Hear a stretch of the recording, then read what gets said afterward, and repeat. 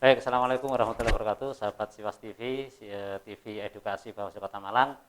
Bak Duren jatuh, Bawaslu Kota Malang, ketemuan pimpinan Bawaslu RI, Ketua Bawaslu Republik Indonesia, Bapak Aban SHMH, yang datang ke Jawa Timur dalam rangka untuk giat rakor penyusunan modul SKPP Bawaslu RI tahun 2021.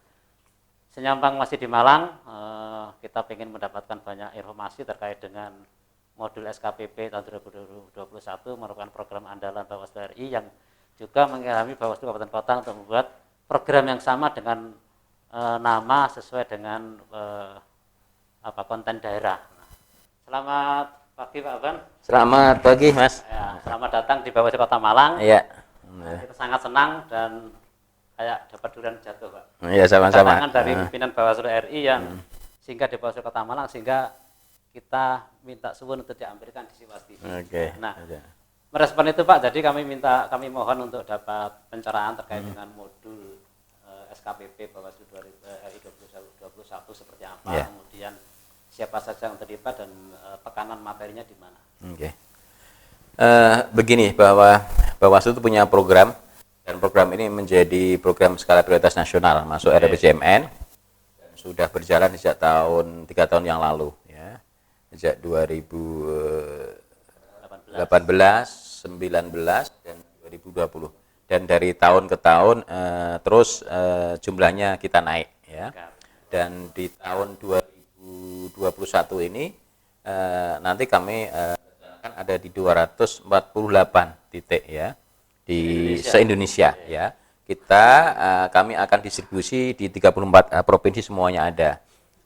Program ini sekali lagi program RPJMN, artinya apa, bahwa ini sudah direspon baik oleh pemerintah ya. RPJMN saya kira luar biasa ini program ini. Program ini nanti harapan kami adalah bahwa kita akan mendorong semaksimal mungkin banyak kader-kader pengawas partisipatif ya. Dan mereka lah nanti yang akan bisa menjadi agen-agen kami di daerah ya. Jadi mereka lah yang harapan kami menyebarkan virus-virus pengawasan ya. Jadi penting bahwa karena apa, bahwa butuh partisipasi masyarakat di dalam pengawasan pemilu maupun pemilihan ya. Apalagi kalau ke depan misalnya jadi pemilu nasional serentak 2024 misalnya, seandainya itu tidak ada revisi undang-undang, maka dibutuhkan banyak partisipasi masyarakat di dalam pengawasan pemilu maupun pemilihan. Inilah saya kira harapan yang kami bangun dari program SKPP, Sekolah Kader Pengawas Partisipatif. Bahkan ketika kemarin ada pandemi ini, kami pun tidak berhenti dengan SKPP daring itu kan. Sangat luar biasa. Sangat luar biasa, dan itu diapresiasi oleh publik. Dan masyarakat saya kira bisa berpartisipasi dari kegiatan Sekolah Kader Pengawas Partisipatif. Ya nantinya saya kira kalau mereka yang nanti mau bergabung secara formal di kelembagaan penyelenggara silakan. Tapi kalau memang masih di luar penyelenggara juga bisa menjadi bagian dari pemantau atau partisipasi masyarakat.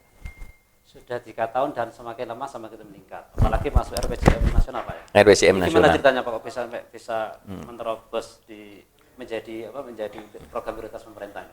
Tentu evaluasi yang dilakukan oleh terutama di Bappenas ya. Jadi program pertama baik ya, kemudian modulnya juga baik, dan ini sejalan dengan harapan yang dari Bappenas, sehingga itu yang bersambung saya kira. Direspon baik oleh Bappenas masuk RPJMN ya. Dan saya kira ini berkat peran dari kawan-kawan semuanya, Bawaslu Kabupaten Kota di seluruh Indonesia yang kemarin sudah melakukan SKPP ini.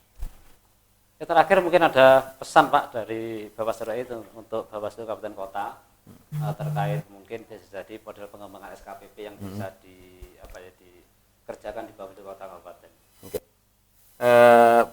Beberapa hal yang perlu kami pesan pada jajaran kami Bawaslu Kabupaten Kota ya. Saat ini kan tahun 2020 ada yang berpilkada di Jatim, ini termasuk jumlah besar, ada 19 kabupaten kota yang berpilkada. Tentu yang berpilkada ini konsentrasi untuk pengawasan pilkada, dan saat ini tahapan sudah menjelang tahapan akhir. Kemudian bagi Bawaslu Kabupaten Kota yang tidak menyelenggarakan pilkada di tahun 2020 ini, banyak hal bisa dilakukan. Ya, tadi sekolah kader pengawas partisipatif bisa dilakukan, kemudian pendidikan politik kepada masyarakat juga bisa dilakukan, misalnya mendorong gerakan masyarakat anti politik uang dan sebagainya. Saya kira ini harus terus-menerus dilakukan, ya, tidak hanya menjelang pemilu maupun pemilihan, tapi harus terus-menerus dilakukan. Tidak ada waktu tanpa kegiatan sosialisasi, mendorong partisipasi masyarakat dalam menggalang gerakan anti politik uang di pemilu maupun pemilihan. Kemudian juga saya kira melakukan pengawasan yang barangkali dilakukan oleh KPU terkait dengan pengelolaan data pemilih yang berkelanjutan, ya. Jadi itulah beberapa hal yang bisa dilakukan baik bagi Bawaslu yang berpilkada maupun Bawaslu yang tidak berpilkada di Jawa Timur ini. Terutama di Jawa Timur ini kan jumlah besar 38 kabupaten kota, ya.